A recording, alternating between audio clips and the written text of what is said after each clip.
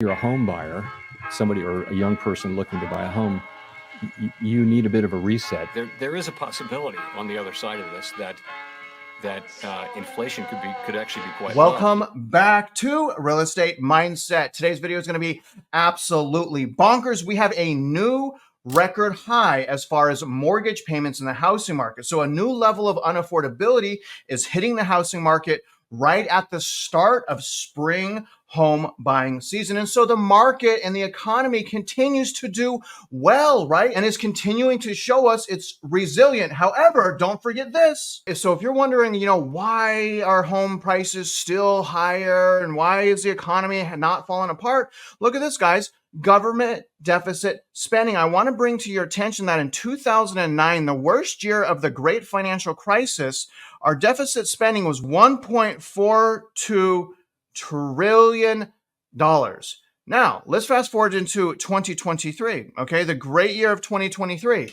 We spent at a deficit of $1.7 trillion in 2023. Without that deficit, we would have had negative GDP growth. So is the economy really doing well? And also, guys, don't forget this, the labor market, the job market continues as well to keep things propped up. And this is especially clear when we look at the number of government jobs. Now, this is the annual change in government jobs as a percentage of non-farm gains. And really all I want to do is point out that right now, guys, out of the new jobs, not all total jobs, but out of the new jobs, about 25% of them are government jobs. The last time we had that many government jobs account for new jobs was right before the great financial crisis. Do y'all see that? So all I'm saying is this is worth considering the fact that, the housing market is being propped up and it's extremely, extremely toxic right now. However, regardless, guys, we're going to go over today existing home data. Understand right now there's a massive difference between new home data, which we can see from this graph is down 19.3% from peak to current. So new homes, you guys, are down approximately, this is on a nationwide average, so this is macro data, almost $100,000. We are almost under $400,000 for new homes. But again, we're going to go over existing homes. And the thing with existing homes, the reason why existing homes is so different is with new homes, we have an ever increasing supply. So we continuously get supplies, whereas existing homes, a lot of people are saying, people have the golden handcuff effect and sellers cannot compete with new home builders who are offering 4 or 5% interest rates. So we're going to go over all of the existing home data. Sit down, you guys. The good news here is demand's down, supply is up. However, prices continue to apparently surge. Let's take a look. But first, if you guys like this video, hit me with a bonkers below. Maybe hit the like button as well, but hit me with a bonkers below. Either way, we're going to read a Redfin article titled Housing Market Update, Rising Supply Draws in Some Buyers, even as housing payments soar 10% to all-time high. There are more homes for buyers to choose from, with new listings posting their biggest uptick in nearly 3 years. So this is a good thing. So as we have this surge of inventory, homes are more unaffordable than they've ever been, which means more pressure on demand to go down. And this is good because we need inventory to sustain. So not just come back, we need it to stay here, right? Now let's read the two closing statements from Redfin. This is going to be a little bit optimistic as usual. Redfin's always ending with optimism here. Obviously, you guys know that by now. Now, high mortgage rates aren't deterring buyers as much as they were last year. And that's completely, see, that first statement, you guys, it's saying it's not deterring buyers as much as it did last year, but demand is down in every single category. So let me ask you, how could they say that when we look at the year-over-year data and it's actually down? So I'm going to say this again. This is from a Miami Redfin agent. Again, I know agents don't know everything. It is what it is. But again, high mortgage rates aren't deterring buyers as much as they were last year. You're going to see again, that's false. And they go on to say, all of my recent listings have gone under contract in under 10 days, and most of them have received multiple offers. Buyers are lessening the impact of elevated rates in a few ways. Some are making high down payments to lower their monthly payments. and some are willing to take on a high rate now in hopes of refinancing when and if rates come down. And it's important to understand that that's in Miami, Florida, where people can't even afford a SFR. People are living in townhouses and condos, and their insurance is $12,000 a year. So that's not really a good comparison as far as macro, but it is important to note that is in Miami. And Miami is one of the top metro areas as well. And you'll see that here in a minute. This goes on to conclude. There are a few signs that price growth could soften a bit in the coming months. Nearly 6% of home sellers dropped their asking price this week on average, the highest share of any March on record. So we have the fastest price cuts on record on top of the highest mortgage payments on record as well. Now, months of supply hit its highest level of any March since lockdowns, when the onset of the pandemic ground the housing market to a halt, indicating that the market is becoming more balanced. Okay, so looking at this week's leading indicators, interest rate daily average is not even 7%. So if it does go to 7%, expect this to go higher next week. But right now we're sitting at a daily average of 6.91. That's up year over year from 6.44. So things are more unaffordable than last year. Weekly average sitting at 6.87. Again, year over year, that's up from 6.42. Now, here's where I'm talking about demand, okay? So again, I have no idea what that agent's talking about, at least on a macro level, because you can clearly see right here, mortgage purchase applications are down 16% year over year. So I'll disagree with what Redfin just said. Actually, demand is worse this year because of unaffordability. And quite frankly, people are just sick and tired of overpaying for houses. Now, home buying demand is also down 8% year over year. So again, what are they talking about? Are they talking about homes for searches online? No, they can't be talking about that, because that's also down 5% from a year ago. So again, I say all areas of demand are down. And towards the end of this video, guys, before I finish this video, I'm going to show you guys one more time briefly how to use Zillow to do a market analysis on a subdivision. So we're going over macro data for existing homes. What's important to you is you got to do data analysis on a very, very localized level, and that's typically done with a subdivision. So Zillow can kind of help with that. Obviously, you need MLS access to do an official, like really thorough, accurate report. But nevertheless, I'm going to try to empower you at the end of this, and we're going to take a look at how to do that through Zillow. But let's jump back into the leading indicators. And when I say leading indicators, what I mean is the winners and the losers of this week. Now, as far as the winners, look at West Palm Beach, up an astonishing 20.7%. So if you're a filthy rich millionaire, you made a good decision purchasing, apparently, because your property's up 20%. But again, you have to be a filthy rich millionaire just to move to a West Palm Beach. It is what it is. Now, number 2 is at San Jose. California making a comeback? Well, why wouldn't they when the banks got bailed out during the Silicon Valley collapse? But that is up 17.6%. Here's number 3, Miami, which we just talked about, sitting at 16.1% increase. Pretty astonishing. Wow, we got a new member of the group with Detroit. Really surprising to see that. Detroit up 15%. Again, that's not from peak. That's year over year. And I want to make a point, and I'll do this in the data visualization. We didn't even hit a new record high. As far as median sales price, 4-week rolling average, we didn't hit a record high. But anyways, guys, number 5 is New Brunswick, New Jersey, sitting at 14.5. Only one loser on the year over year decline list, which is a Texas metro area. Texas is in dire straits. I'm going to tell you guys that right now. But the only metro on that year over year price decline list is San Antonio, sitting at 0.3% decline year over year. All right, now let's visualize some data. And again, you guys, do not forget, we never hit a new record high.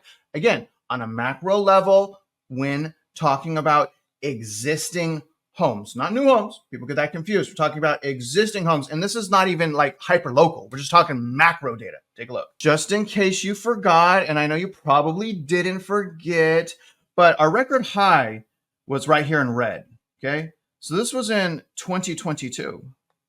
And again, this is the 4-week rolling average of median. Just to make that clear, we can compare year over year or week over week data. A lot of people don't get that right for some reason, but regardless, the orange line is 2023. So we almost got a full rebound, but you guys, we were short from about right there to right there. Now, obviously that shifted But my point is we didn't hit a record high for sales price when it comes to 4-week rolling. We had a beast rebound, but it never quite hit.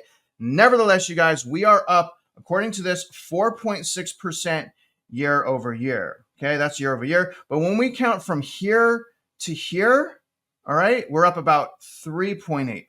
So there has been a rebound at the start of this year. That's pretty much a fact. Now, not in every metro. And obviously there are a little bit of good deals out there. If you're really in the right metro area with a lot of new construction and you understand how to do subdivision analysis. I try to talk about that all the time on my lives. Hope you're checking out my lives. Usually I have those Monday and Friday morning. Now, as far as median asking price, the trajectory of median asking price is going up. All right, so that is up again 5.1% year over year. Obviously, asking prices lead median sales price. So, you know, it's nice to see it kind of balance out, but it is picking back up once again.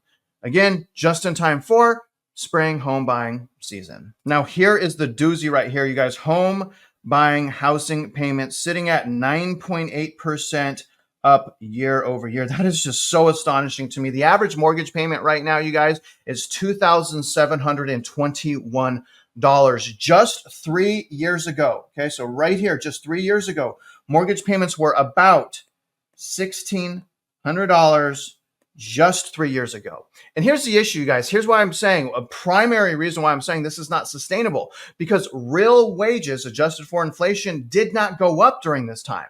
So we don't have the ability as American, like new home buyers, we don't have the ability to sustain this. The fact that it's been going on so long is a testament to how much money printing has been going on and is still going on. I mean, that's kicking up the labor market. The labor market is, I'm not going to say it's everything. Obviously, inventory is important, but the labor market is very, very important when it comes to the housing market.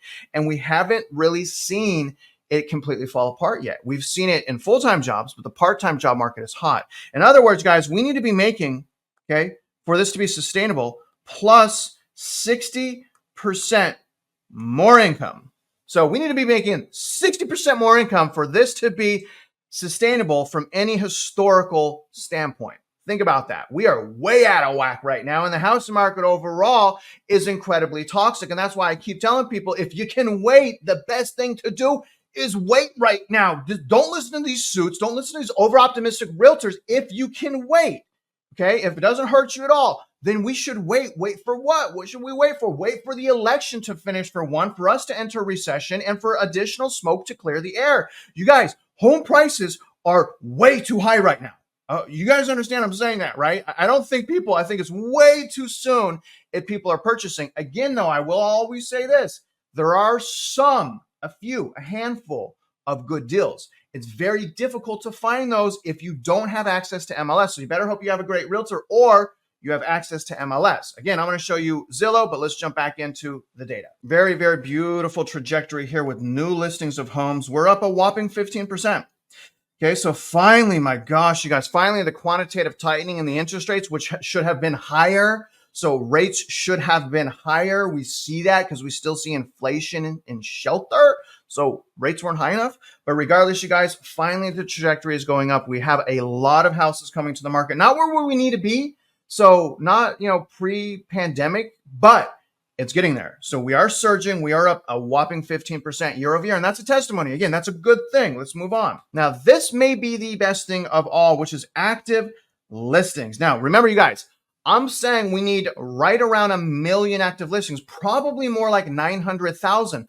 But once we have 1 million active listings or near that, I believe that prices are going to go down, and they're going to go down sharply. And that's exactly what we saw right in this period of time that I just circled and I put an arrow. This is the period of time that I circled, you guys. You can see here, that is the most amount of active listings that we had during the last 4 years. And that is the only period where we had extreme, like faster than the GFC price decline. Where I circled, we had faster price decline than the GFC. That much inventory. And you guys see, again, that's about a little bit over 900,000, but it is under 1 million units. So I don't think we need a lot more units. I don't think we need a lot at all. I think we need like 200,000 and we're going to be great. The key here is We need demand to stay down. If demand stays down, but inventory shoots up to 900,000 to 1 million this year, we're in good shape. Unless they lower interest rates to 2% and there's no economic turmoil, then that would be very, very bad. Here's something that's good as well, guys, but this is just not enough. And this is what I'm saying. It's not sustaining, right? So right now we have 3.3 months. We have a 4-year high. Okay, so we do have a 4-year high for this time of year, which is good, but we need to be at 4 to 5 months of supply for the balance to come back to the market. If we are at 6 months of supply, probably an all-out housing market crash that will last for several years, but we don't have 6 months and it is not sustained. You guys can see we start the year really high for the last 2 years, about 4 months, but that quickly goes down. I mean, look at this. I mean, the trajectory of how fast that goes down is crazy. And that's, again, a testimony to how little active inventory we actually have. But hopefully, the rates and the unaffordability being so high, hopefully the months of supply will continue to go up, but it is going down. You know, guys, this next piece of data is just so confusing to me because prices should be going down. In fact, you guys see, again, this is when prices went down last time where I'm circling right here. And you can see the price cuts were lower when they started going down in 2022. So the price cuts are higher now and prices are still going up. So again, it's hard for me to imagine that this will sustain for very much longer. I mean, the fact, again, that it's sustained for as long as it has is very, very surprising to me. But the job market has been pretty strong for part-time jobs, and there's been foreclosure moratoriums, record amount of printing. We've only been in QT for a little over 2 years. So I guess it makes sense, but still, price cuts are exploding. I mean, this is the highest it's been by far in the last 4 years. Normally it's at 1 to 2%. So again, normally this is at 1 to 2%. It's at 5.8% and it's going up. These are the signs that we want to see, okay, quite frankly. But again, patience, using data, find a great deal, right? Data over emotion, things of that nature. Very, very important if you're out purchasing houses right now. And again, here's another one, you guys. Here's Redfin home buying demand. This is another great set of data. I mean, this is down 8%. Home buying demand down 8% year over year. But again, we just read the article where the Miami agent said, home buyers are fine. They're coming out more and more, but that's not true, is it? Is it, guys? Comment below because we're down 8%. I mean, do you guys, we're starting to understand why America's like really not trusting realtors, right? I mean, because in the face of their own data, they're going against it. Very, very interesting, guys, but we're sitting way down here as far as demand. So as long as that stays down there, I think we're going to be all right. Now what I want to do is try to equip you with a way to determine whether or not you're getting a deal that has wedge. Obviously, I need you guys to do a market analysis on subdivision, but you have to access MLS to do a thorough one. However, sometimes Zillow can help. The problem with Zillow, guys, is not every state is a disclosure state. For example, you can't do this in Texas. I can't even do this in Boise. So I'm going to show you guys an example of how to use Zillow to do a very quick market analysis. And I'm going to do this in Myrtle Beach. Okay, guys, so here's Myrtle Beach. I'm on Zillow. Now, if I want to see if I'm getting a good deal, say like on this house right here, I'll select it. This house is 1,000 square feet. It's for sale for $264,900. Okay, but again, I want to teach you guys how to do this yourself. So what's important is you switch this from for sale to sold. Okay. Now, what I'm going to do is I'm going to select this draw tool right here. Okay. Where it says draw right here. And I'm going to circle the subdivision of that comp. Okay. So I'm just going to draw around this subdivision right here. Do y'all see that? So that I only review comparables, and I'm going to hit apply, but I'm only going to review comparables now for that subdivision that the property's in. And look at this, guys. I have 117 comparables, and this goes all the way back. I'll show you right here. Okay, this goes back for 3 years. Now, obviously, I want to go, personally, I go off of 2021 to see if I'm getting a great deal, but this is a great way to look at comparables. Now, if you want to refine the comparables, you could put like single story, things of that nature. You can change the home type. Like I'm only going to select houses. Let me deselect everything. I'm only going to select houses. And look, I now only have 27 comps instead of 100. So this is great, you guys. Now, the way I, categorize this is I put newest first. Okay. So let me move my picture here and let me show you what you do. Okay. So now that I have 27 comps over 3 years in this subdivision right here, I can start adding all of this together. So what I would do is let me start from the bottom. Okay, so I would start from the bottom first, and you can see that these sold in 2021. Let me see how many. So we got 1, 2, 3, 4, 5, 6, 7, 8, 9. So we have 9 comparables for 2021. And all I would do, you guys, is I would add all 9 comparables together. So I would add their square footage, and I would add their purchase price, and then I would divide that by 9. And once I divide that by 9, I will get the average size and price per square foot for 2021. And then I'm going to go through here and I'm going to count all the comps in 2022. And I'm going to add them all together. I'm going to add the square footage together, and I'm going to divide by the number of comps. And then I will know what the average square footage was and price per square foot in 2022. So I'll be doing a lot more analysis, y'all. On my lives, I'll show you how to do that. But again, I just wanted to point out that you do have that resource available. I will show you guys how to use that a lot more effectively, but it is there. It does exist. It will be linked in my description. And other than that, you guys, if you're frustrated, if you don't know what's going to happen, understand that everything's being propped up right now. And if you want to buy, so be it. But understand the market is so toxic. And if you're going to buy, please, for the love of all that's holy, use fundamentals like finding properties with wedge or equity and finding properties with cash flow. Because if you have to move and you can't sell, at least you can rent and get a cash flow coming in. Now, other than that, again, work on your credit, your income, and your assets. And a big way to do that, guys, most people just change your spending habits, stop going out to eat, and change your subscriptions. But other than that, if you guys are out there investing in real estate, you guys already know I wish you luck, and I hope you win.